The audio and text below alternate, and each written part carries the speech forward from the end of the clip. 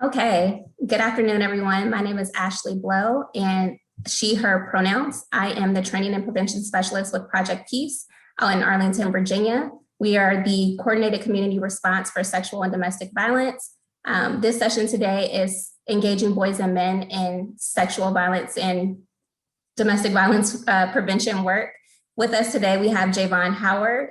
He is with the Ohio Alliance,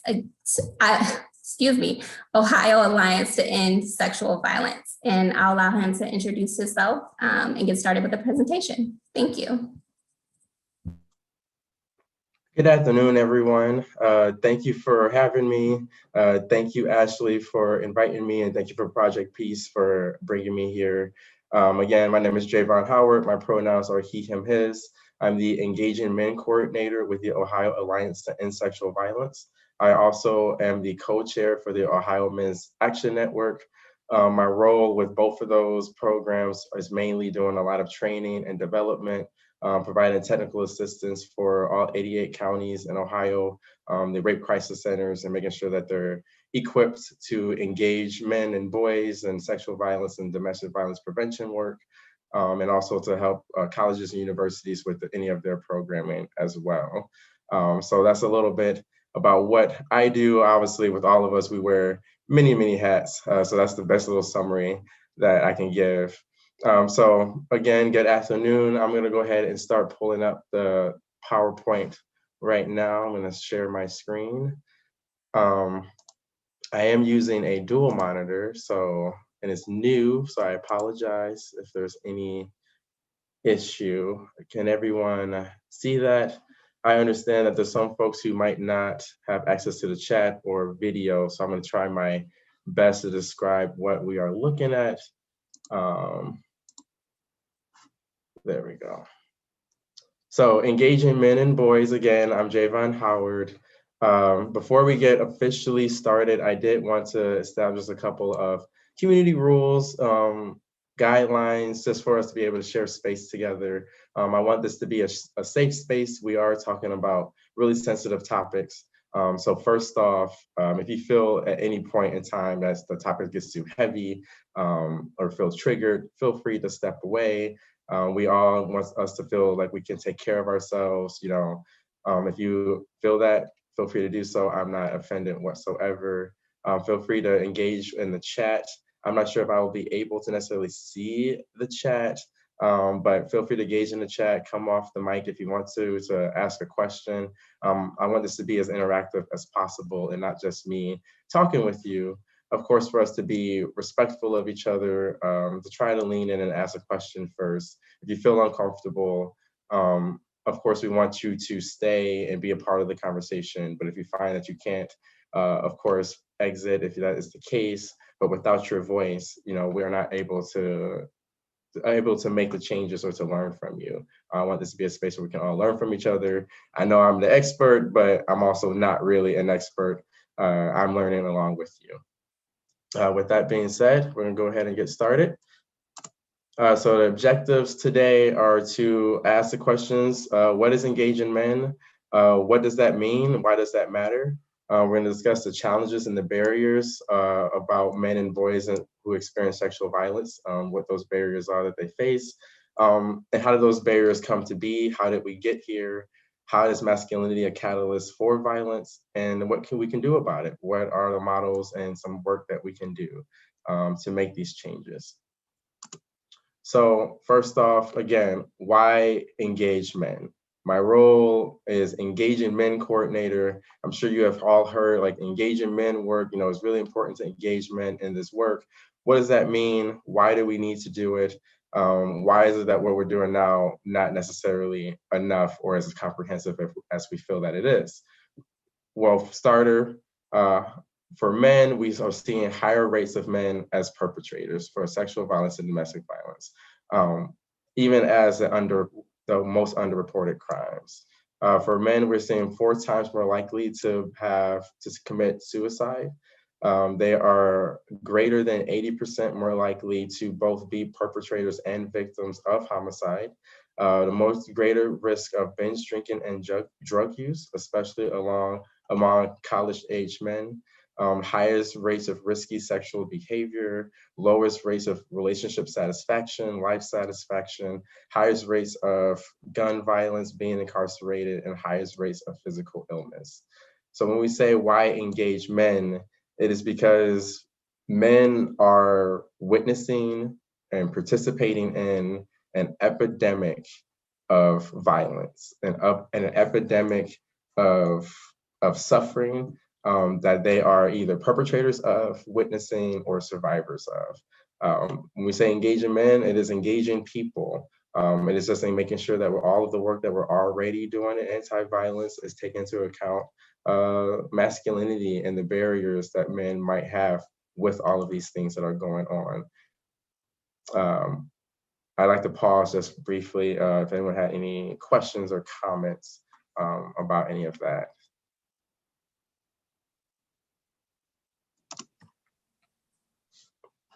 I think I heard something. Okay. So then the prevalence of sexual violence among men. So we have a couple of charts here. So we have cisgender straight men. 1 in 5 are report being sexually assaulted at some point in their life. Cisgender gay men, 1 in 3. Cisgender bisexual men, 2 in 5, and 1 in 3 trans men report being sexually assaulted at one point in their life. And just for language, cisgendered, if you are not familiar, cisgendered is a gender in which you are assigned at birth and you remain that gender throughout your life course. So just wanted to make sure I gave that. So we're seeing, again, a lot of these high rates of violence, these high rates of sexual violence that is occurring, even among men as well. So we're saying that why do we engage men is about we're just trying to provide services to our communities. We're trying to provide services to everyone, and men are no different. We do have barriers that we're about to get into for why that might be difficult for us in our programs. So first, I want to engage you guys a little bit about what are we teaching about sexual violence. So first, violence against women is a men's issue. So let's see if this is what we are, where we're talking, we're walking what we're talking, walking what we talk. If violence against women is a men's issue, let's start with one question. What are we teaching women to do to prevent sexual violence? So if you have access to the chat, if you could just take a couple of moments right now and pop some answers into there. What do we teach women to do to prevent sexual violence?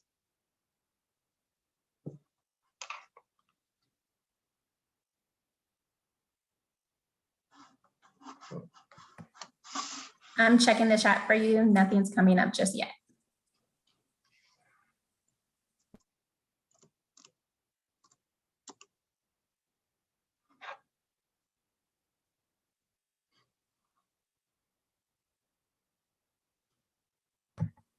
Self-defense classes. Don't walk alone at night. Watch your drink. Mm-hmm.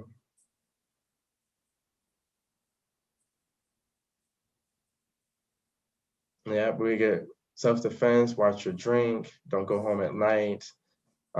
We hear a lot of watch what you're wearing. That's coming up. Dress appropriately. Don't go out at night alone. Stay aware. Know who you are in a company with. Tell someone if you're going on a first date. Yeah. Thank you. Okay, so then that's a host of many things that we are teaching women about what to do to prevent sexual violence. So same question. If violence against women is a men's issue, what are we teaching men to do to prevent sexual violence? So also in the chat for this question, what do we teach men? So we see that we're teaching women, don't go out alone, watch where you dress, watch what you say, who you go with, tell people where you're at, be able to fight and defend yourself. What are we teaching men to do to prevent sexual violence? Avoid prison.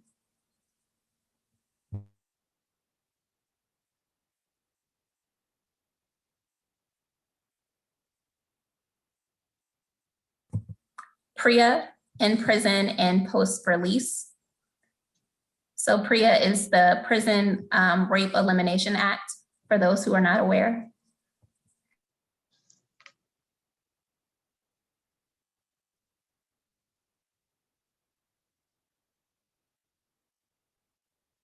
I think it brings up a really good point about PREA being one of those tools that are being used to work around like sexual violence and sexual abuse around men, and that's particularly around sexual violence for men who are incarcerated.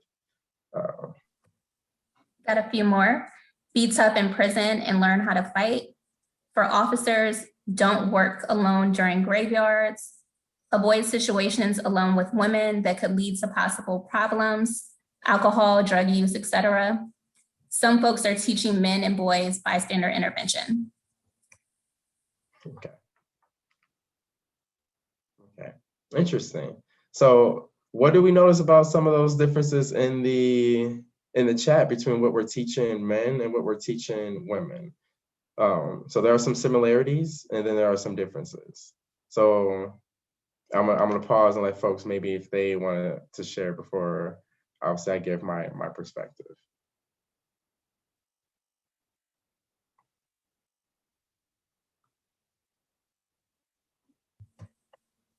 Had to think deeper, gender bias to an extent.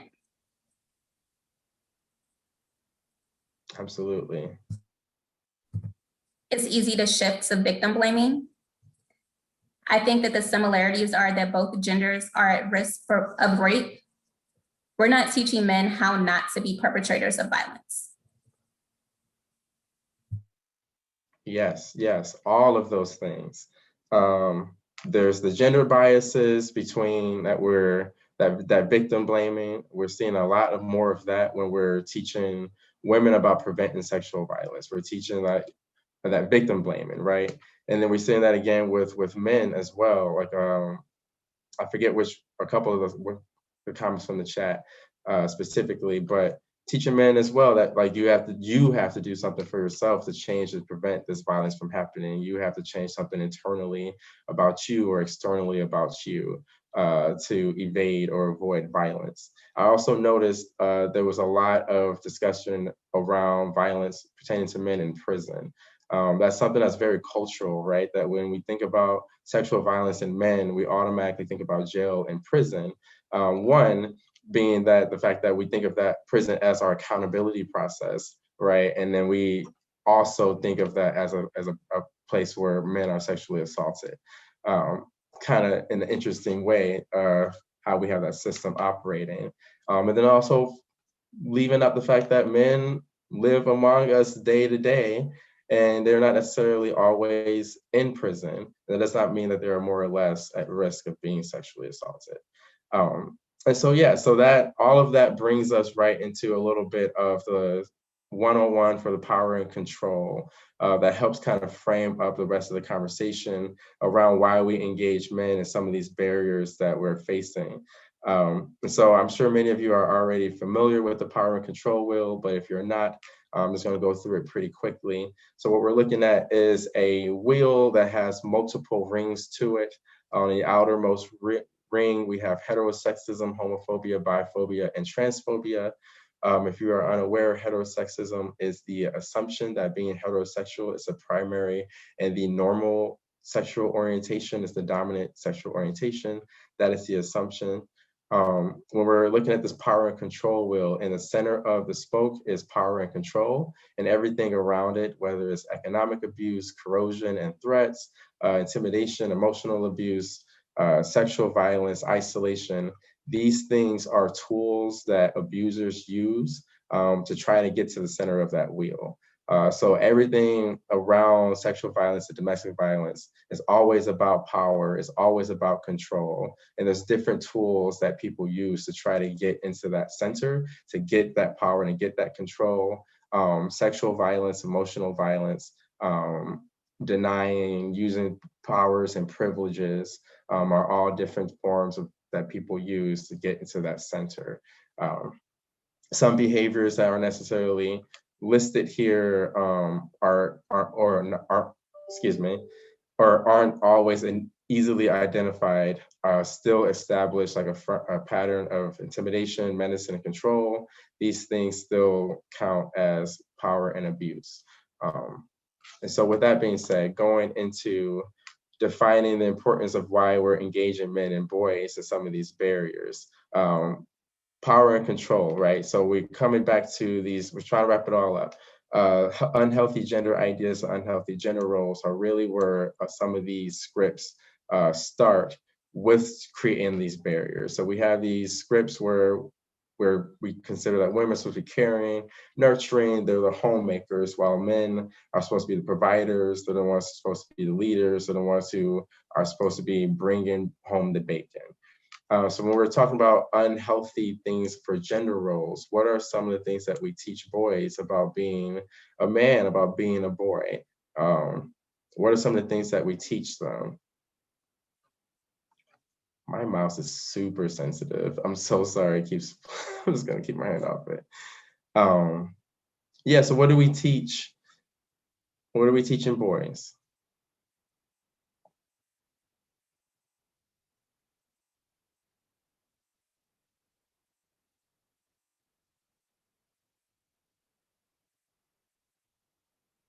Or what are some things that we say to boys? To be strong, to not show emotions, Mhm. to be dominant,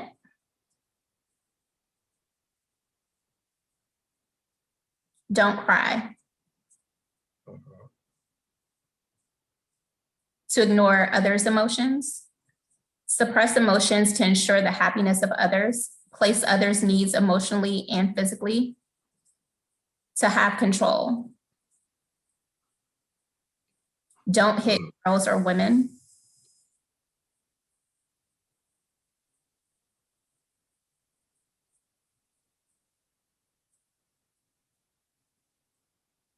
Yes, these are wonderful. These are all the things that we hear all the time that we're saying to boys, right? And so if we are talking about sexual violence and we're talking about domestic violence, think about a young boy or a young man who are receiving all of these messages growing up, from the moment that they're born all the way through their entire lives. Don't cry.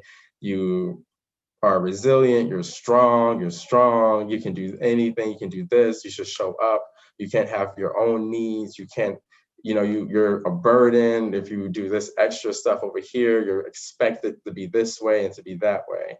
These are things that men are carrying with them, that are following them when they experience abuse. These are the things that are influencing how men and boys experience survivorship that is different than the way that women or different gendered people experience survivorship, which is why we say, like, why engage men and boys? Is because it is different. And so how is it different? Here's how it's different. Here are the special barriers that might inhibit some of men and boys from seeking services or from disclosing.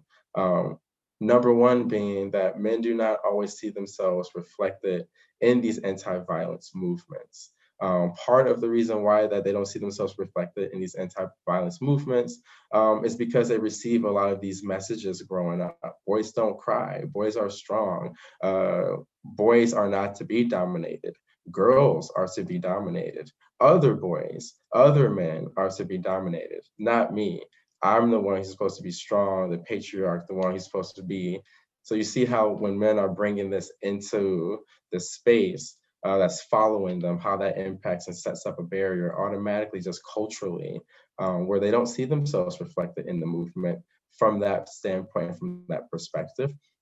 Secondly, not being able to see themselves reflected in the movement around language with the way that we operate oftentimes with our services.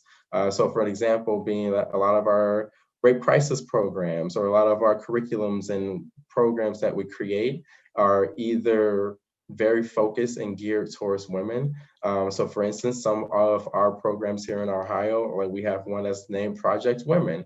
We have one that's named Women Helping Women.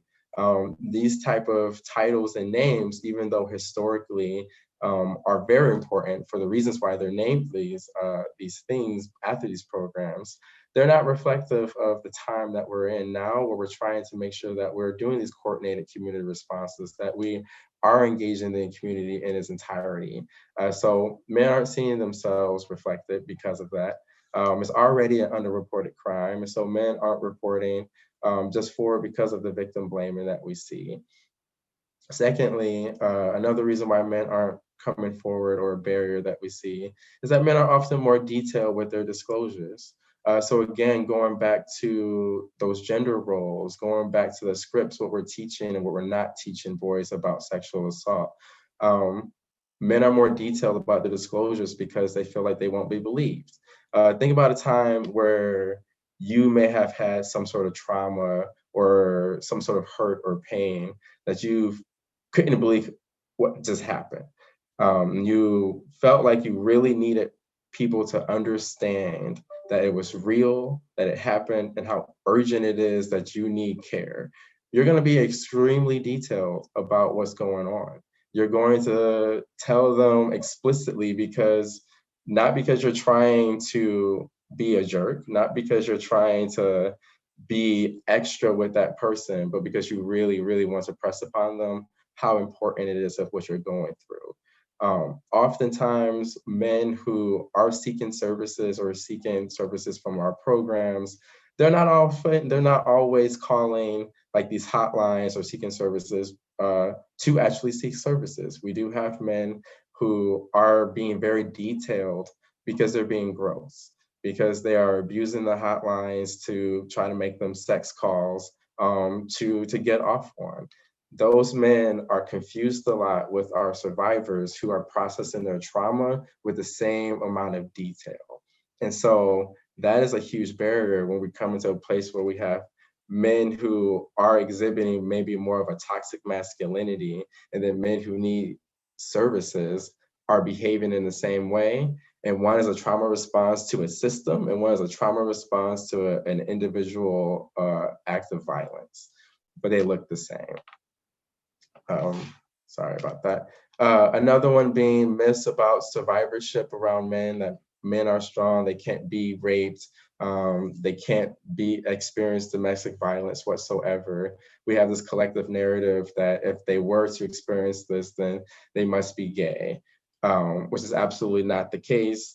And gay folks and people who are LGBTQI often also experience domestic violence and sexual assault as well. So even that myth discredits and invalidates an entire population and erases their experiences as well, at the same time as erasing the experiences of men. And then we get into things like intersectionality, so like disability, language, and not just language like speaking Spanish or French, but cultural language as well, being barriers. Sexual orientation, gender identity, and Black people and other people of color face additional specific barriers as well. And then I already kind of got into it a bit, but men fear being perceived as weak and being less than for being survivors. And so then they're not going to come forward without having that extra support system and safety. It takes a lot of courage for someone to override all of that to then come to a program and a service to get services, to get on the phone and to call. And so it's very important that to recognize and realize that if there is a man who is approaching us with our services, with all of these barriers that they're facing, they are likely in crisis. It comes to a really low place, right? To imagine trying to overcome all of those barriers to reach out for help. And so when they reach out for help and they hit additional barriers within our programs, this is where we start to lose that engagement. So I know I just dumped a lot of information. So before I move on to the next slide, if anyone had any comments in the chat, I'm not sure, or if anyone wanted to come on and ask any questions or any comments, I wanted to pause for that.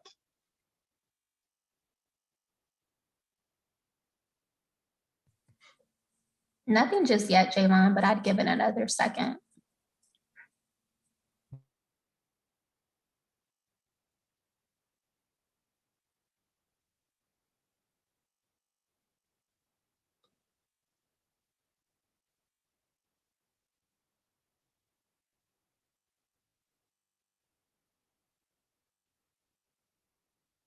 Okay. So then going into, something's missing. Oh, I'm sorry. There we go. So then we're going into how did we get here? So why engaging men, the barriers for engaging men and barriers that men are facing for seeking services, barriers that men are facing from being engaged. So how did we get here? Why is that even, why are these things happening? So how does power, privilege, and masculinity lead to this culture that acts as a catalyst for violence, where we see these high rates of suicide, homicide, binge drinking, where we have these epidemic levels of sexual violence across the board for everyone? One of the systems that are operating here is patriarchy. Patriarchy is a social political system that assumes that men should have all the power and control and dominion over others, particularly women and children, and others who are perceived as lesser or inferior men. Uh, Patriarchy requires the rejection of femininity to function. And so when that's important to note, when we're talking about masculinity, when we're talking about masculinity and manhood, when we're growing as boys, as men, that patriarchy is the institution and the structure that masculinity worships. Masculinity really is just a subset of behaviors, it's just a set of attitudes and beliefs that are designed to be a tool to uphold patriarchy. And so, for an example, to give you, if you notice, we have a picture here. I believe his name is Marlon Brando. I sometimes blank on the name. Marlon Brando, Streetcar Named Desire. He is wearing what we unfortunately call a wife beater. So this is an example of like how masculinity is just a set of attitudes and behaviors, and the difference between masculinity and patriarchy. Patriarchy and masculinity overlapping around the wife beater. So the term the wife beater obviously comes out of someone assuming, the history around it is murky, around someone who was in the news for committing a crime for domestic violence, and he was wearing this vest and this tank top, and he was named the wife beater. And so 100 years later, we are still calling this shirt the wife beater because of that. However, contextualizing that as a Western masculinity, because across the world, other cultures, other nations, other countries do not refer to this as a wife beater. It is a vest, it is a tank top. I think there's a third one, that term for it as well.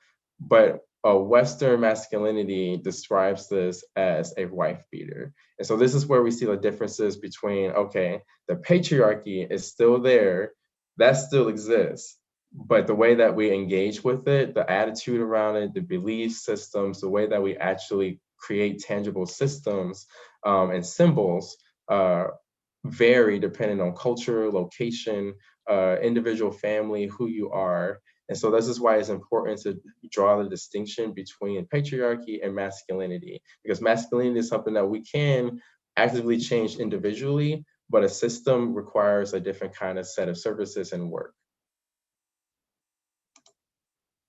So a little bit to kind of like wrap and help frame that up a bit, I have this analogy called the dirty mirror. So I do want to contextualize this analogy for men. I'm talking about, when I'm going to be using a binary here, so man and woman. When I'm referring to the man, I am talking about non-abusers in this example, and we're talking about in the context of engaging men. So that's important to note that we're with this analogy that I'm going to give. So the analogy is the dirty mirror. So imagining that there is a mirror in the world between you and other genders. And so men are looking through, and again, I'm using the binary here. Men are looking through this mirror, and we have been socialized and taught that we have to be strong, we have to be boys, we can't cry, we can't do this. Our role and our job is to dominate and to control everything. In order for us to do that, we cannot see anything as an equal. And so this mirror is set in between us where it distorts and changes everything that we see on the other side of this mirror. Everyone else, women, children, other men, distorted as some other creature, as some other thing that we just don't understand, that we just have to control, that we're supposed to. On this other side of the mirror, of course, is everyone else. It's other men, it's women, it's children. They're seeing men are villains. Men are binge drinking, they're violent. Men, I can't go outside without having self-defense. I can go by myself anywhere. I need to make sure my children stay close. You can't be home alone with your uncle. You can't wear this, you can't do that. This is what everyone else is seeing.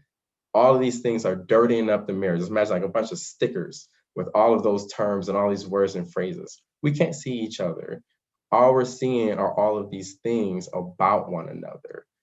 We forget that we're people. So we're only on the others on seeing women or children on the other side of this mirror who we aren't socialized to see as people. And then on the other end, we're only seeing men who also aren't socialized as seen as people. And so we have to come back to what our goals are, which is safety and accountability. And so we need to learn how to compassionately for ourselves clear up that mirror.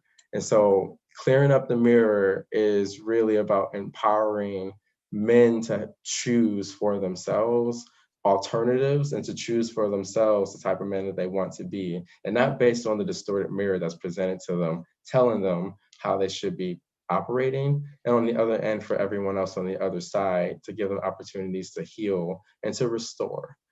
Because ultimately, healthy relationships create healthy communities, and it creates healthy communities to sustain healthy relationships among people. And so again, with that being said, like contextualizing that within the work of engaging men, with like that dirty mirror analogy, it is about it's framing it up of doing a lot of that interpersonal work, a lot of that individual work with each other and within ourselves. But of course, we're talking about systems as well, right? It's that separation of patriarchy and working with masculinity. We have systems of oppression that need to be worked against a little bit differently. And that individual work is not always enough. We are not all individually responsible for the things that occur around us, but we are a community and are also responsible for those things that happen around us. So we're talking about systems of oppression. So overlapping these systems of oppression with those barriers that we have already discussed, with those social, cultural ideologies about how you should be as a man or as a boy. And then we come into intersectionality. We come into different social locations. I'm a Black queer man who lives in Cincinnati. That's different from a white straight man who lives in Los Angeles. The experiences, the powers, the privileges that we each experience as considered to be acceptable or not, the advantages, disadvantages, impacts the way that we engage with ourselves if we were to be survivors, right? And so this chart that I have up here is just meant to give like an example of what some of these things look like as systems of oppression. So thinking about blaming the victim, we already covered that, right? That's occurring. Then we're seeing mascots that are racist for someone who might be a person of color. Or we're seeing housing discrimination for folks who are people of color, folks who are trans, LGBTQ, healthcare issues and barriers, school to prison pipeline, education, and economic disparities, all of these things overlapping that play a role into this matrix that prevents folks from coming forward and seeking full services. So with all that said, what do we do now?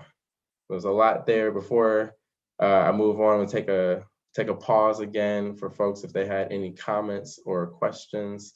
Again, I don't want to just be talking at you. So I'm just gonna give that pause again.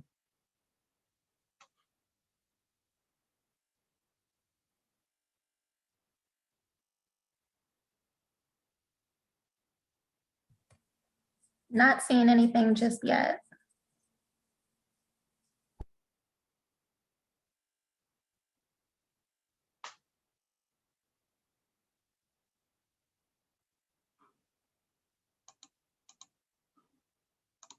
Okay. So the first model here that I'm going to look at, and I apologize, I don't actually know the proper term and the name for this model. I call it Social Justice 101, also the river stream upstream model. So if you see this model, what we're looking at is a river. So the model, the way that it works is about getting at the root of a system and understanding how to organize a coordinated community response. So when we're talking about there's a river, imagine it's a river and you're hanging out in your village, in your town, and you notice that there are people coming down the river. They need help, they're trying to get out the river, so everyone rushes to mobilize resources to get these people out of the river. As you're getting out the river, you're taking care of them, you're making sure that they have what they need. We notice there are several other people floating down the river screaming, needing assistance. So then again, everyone rushes to get them out the river, mobilizes resources, get them out, takes care of them, gets them whatever they need. And while you're doing that, oh my God, you look, there are several more people coming down the river. So this river analogy is there's multiple parts of the river that we need to be mobilizing around when we're doing any kind of work. So we have to have the people who are getting the folks, mobilizing the resources and getting them out the river. We have to have the folks who are after we get them out the river to take care of them and get them whatever they need. But then we also need to have folks who are going upstream and asking the questions, where are these people coming from? Why are they coming down the river? What is it that we can do to get at the root to make sure that they're not coming down this river? So that is what this upstream model is about. It's about getting at the root, and it's also about making sure that you have movement and work at all of these different places. So we have that crisis intervention work, that emergency response, and then that prevention work. Arguably, this entire model is prevention work. Oftentimes that we think of going upstream as the prevention work and all of that work being the only prevention. All of it encompassing comprehensively is prevention, because you have to get the folks out the river and you need to be able to talk to them and get them to share with you what's going on upriver. What can we do to actually make the difference and make the change? You know, that's a part of the prevention, to process with folks, then actually mobilize the resources differently. Maybe we don't need to be living on this river at all. Perhaps that is what the root of the issue is as well. It's important to contextualize it. For your community, is to contextualize it and to have and to understand the sense of urgency. The sense of urgency, it varies depending on what river it is in your community. Some folks, their river is more like a rapids. And so when you're trying to mobilize resources and you're going upstream, you know, that urgency is different. It can feel different for different folks. And so that's important to take into account when we're thinking about this model. Also, going along this model as well. Hey, Javon. Yes. Can we pause for a question? Yes.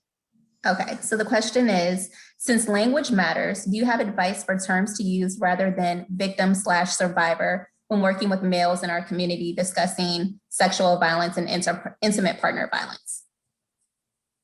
That's a good question. I think it's always best practice. So I know that ultimately at the field itself, we're moving towards trying to use survivors as the primary language, even when referring to men. I know that victim is a very common language when we're using like that technical language because of, you know, we work very closely with the criminal justice system. We work very closely with different state governments, local governments. And so victim is just more so of that politically correct term, right? Survivor tends to feel lighter. It tends to just work better for people who are survivors. But best practice is just to use the language that people use. So if men come forward and they refer to themselves as victim, just ask, like, hey, I've noticed you refer yourself as victim. I use the language survivor. Is that something that you're comfortable with, or which language feels best for you? I think that's usually best practice. And I hope that answers your question. Yep, it did. Thanks. Thank you. So yeah, so with this next model, it's the social ecological model. This is a model that the CDC recommends and uses. So just walking through that, this model breaks down the different levels of how relationships and the different spheres of a given community operates.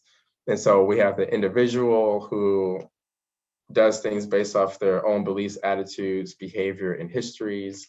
Relational and relationship, these are the formal and informal social support systems that people access. So this is like your family, your friends.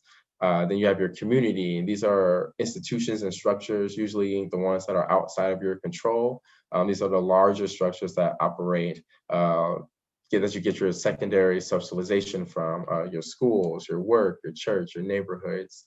And then beyond that is the social cultural norms, your economics, your public policy. And then arguably outside of that is environment.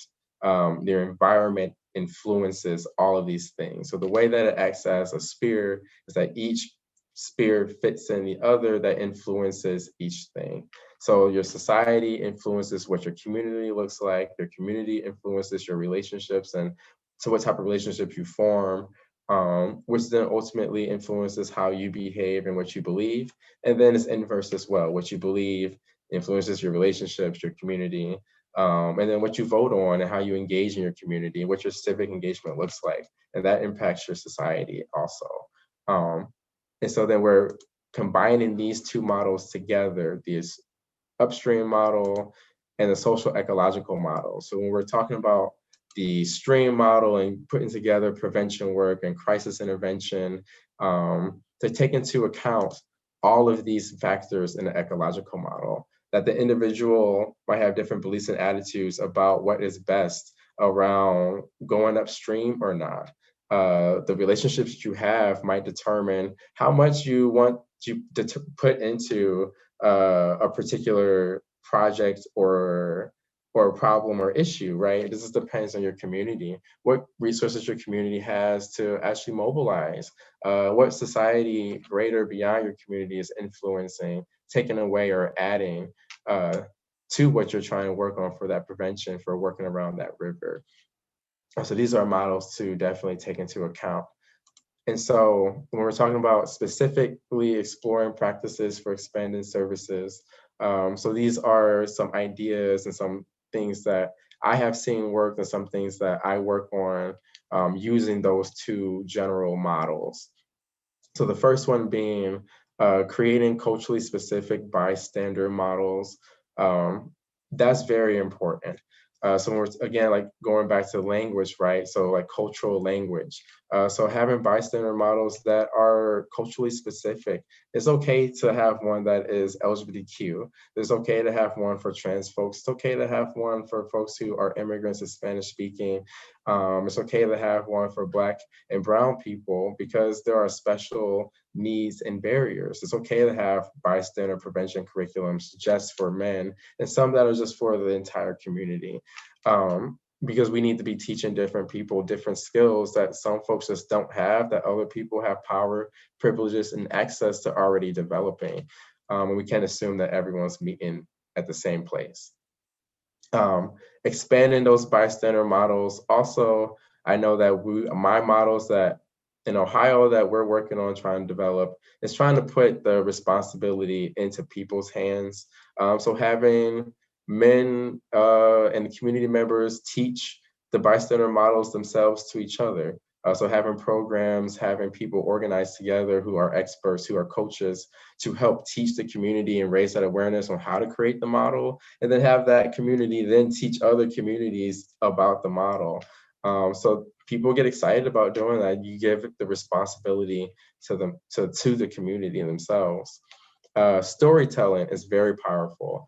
using storytelling to engage men and boys, using storytelling to help them share their stories, to have these conversations is very powerful. Increasing representation and doing that intentional outreach for men is a great way to expand services. So asking people what they care about. Why get involved in the work? Why should we change the way that we're doing our work? You know, everyone has a motivation, altruism, prestige. Just some people just like to say, like, you know, well, I'm the one who did it. Maybe it's faith. Maybe it's about stability. What are your personal stakes? Have people help people understand how these issues are all interconnected. Gun violence is very connected to sexual violence. Economic disparity, when we're talking about folks who are trying to leave their abusers or trying to relocate, economic disparity is something that people can get a rally around and still be doing this engaging men work. Being involved in criminal justice, right? We mentioned PREA a couple of times in this presentation so far. Getting involved in the criminal justice system, getting that work done is also how we can expand services. Using circle dialogues and support groups. I made a note that it's okay to make this a critical thinking space. I think sometimes when we're engaging men, we are in a position because of patriarchy, because of the way that we are operated, that men, where it's difficult to knowing how to hold men accountable, that when we create these spaces, we're not fully holding them accountable because we want to take care of them as survivors, which is very important. But they're also, we need to recognize that as survivors, they are bringing into this space, this patriarchy and this masculinity, where they're really beating up themselves, or they're taking that and they're twisting it, and they're potentially might be violent towards someone else and not realize that they're causing harm. So it's okay to have those, create those spaces, be critical thinking spaces about, hey, my masculinity and this idea I have about I'm not supposed to cry, how's that connected to the trauma that I'm experiencing and how I'm processing it? Creating a coordinated community response, of course, that's depends on what your community looks like. That's varies. Raising awareness, education, transformative justice and rehab for people who do harm. That depends on what your grants might look like. I know for most of our grants that we probably aren't able to do any kind of rehab work. It's a dream of mine to try to do research around that. But ultimately to be creative. We all know what we're doing. We're all doing the best that we can. We have to think of our work in terms of decades. So a little bit about some of the work that I do, that I'm doing in Ohio. I wanted to highlight some of that. I am the co-chair for the Ohio Men's Action Network. So it's about beyond consciousness raising.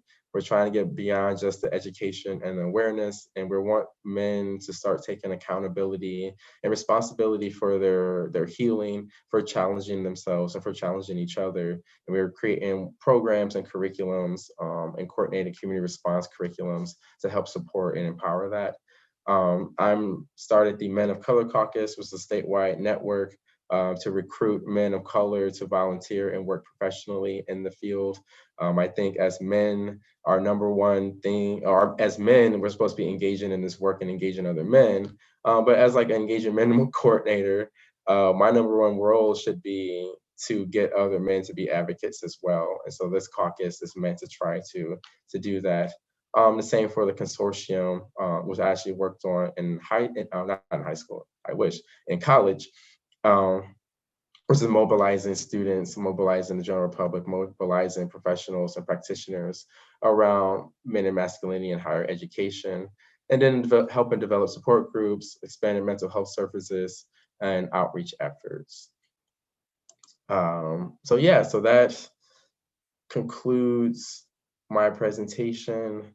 I have some time for questions and answer and just to chat. Again, thank you for having me. I hope that this was helpful for everybody. I have time for questions.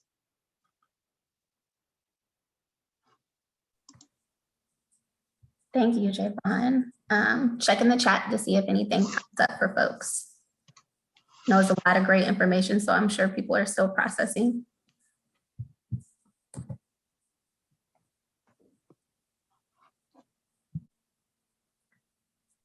What will be the first words to say if someone tells you that he has been raped? What is the first words I would say? Yes, pertaining to prevention and awareness. Oh, that's the second question. Sorry. Okay. First question is, what would you say to someone if they tell you that they've been raped? Yeah, so I actually used to be an advocate. Well, I guess I'm still an advocate, just a different way. I used to do direct service. So yeah, if someone comes forward to you and discloses that they've been assaulted, I think the first thing really is to believe them. There's actually statistics and studies that show that the first person that someone shares to, that their reaction is a direct correlation to whether or not they share or disclose to anyone else, and whether or not they move forward with seeking services, seeking justice, however that looks like to them. So it's best to just assume that you are the first person and the only person that they have ever told. And I know that feels like a lot of responsibility, but that person already trusted you enough to tell you. And so really, you already have that trust. You already have that connection with that person. So it's really just about just meeting them where they are, giving them that compassion, that empathy. If you don't know what they're feeling, don't tell them that you know what they're feeling. Did you know what it feels like? Just empathize the best that you can, and go from there. Definitely see what they want to do about seeking services. If they want to just talk, they want a hug. Just see what they is that they need. Thank you. So another question, pertaining to prevention and awareness, what type of literature would you suggest? Ooh, so I love to read so many things. So I would definitely suggest reading anything by Beth E. Ritchie. And I can put that into the chat, or we can also do some follow-up emails with some links. But anything by Beth E. Ritchie, Miriam Kaba for sure. Jackson Katz has some good stuff. I would say check out those people for sure. Bell Hooks. Those are the folks that I read from when I do my work.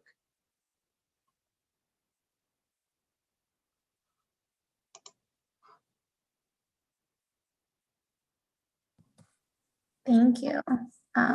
Not seeing anything else. If anybody has any last minute questions, go ahead and get those in.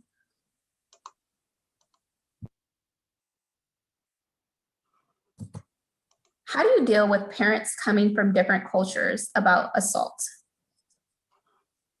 That's a good question. Yeah, that's tricky. I mean, those cross-cultural or those intergenerational differences can always make things really tricky. There's never any like one answer or one size fits all for anything. I wish I could always just like be able to give like, yeah, do this and this, and it's like a recipe, and that it'll turn out the way that you want. But I would say from like coming from different cultures about it, I think it's important just maybe stick to some of the facts, perhaps. Like I don't know who it is, that depends on the context of the situation, but maybe just sticking to like some facts and figures and statistics sometimes are helpful for folks to be like, hey, look, this happened X many times. This is the percent of this what happens. This is what sexual assault looks like. It's about power and control. It's not about like or how you dress. It's not about what you say and what you do. This is what it is. Maybe that can be helpful. Thank you. And there's a suggestion in the chat as well that says, using resource tables as an opportunity to incorporate awareness and prevention. Yeah. The more you know, the more you know. People only know what they know, and you don't know what you don't know. So it's always trying to practice grace and patience for everybody. Unfortunately, most of us, we really don't understand things until we experience them ourselves or to people who are close to us. And we wish it wasn't that way, but that is the way it is sometimes. So it's just giving patience to each other when we can. All right, well, we're at the hour and I'm not seeing anything else in the chat. So again, I just want to thank Javon Howard from the Ohio Alliance to End Sexual Violence for joining us today to discuss engaging boys and men. Thank you. Anything else you want to add, Javon? No, thank you so much. I'm sure in the follow-up email, my contact information and other ways to find me will be there. Yes. I love this work. Feel free to ask me any questions. If you have anything you want me to come do and talk at, feel free to ask. I am here. Thank you.